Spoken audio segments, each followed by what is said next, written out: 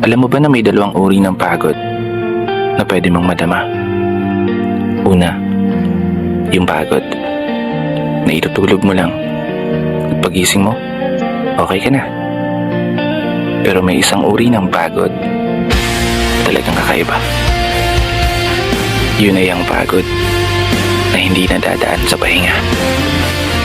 Isang pagod na magpapahiwatig kung gaano kabigat ang mga problema mong daladala. Pagod na magpapanginig ng mga luha sa mata. Pagod na magdidikta sa'yo para sabihin ayaw mo na. Kasi alam mo, kung ang pagod ay kapalit ng magandang kinabukasan, wala kang dahilan para sukuan ng pagod. Wala kang dahilan para hindi ka bumangon.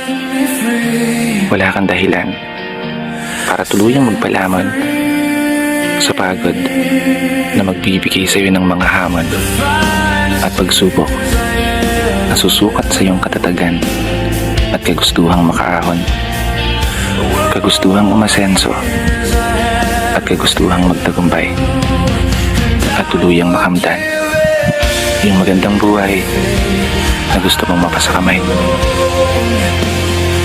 Kaya naman, tatagan mo ang mga paa mo at tibayan ang loob sa iyong paglalakbay at umasa kang kalakip ng bawat pagod ay may masaganang buhay na naghihintay.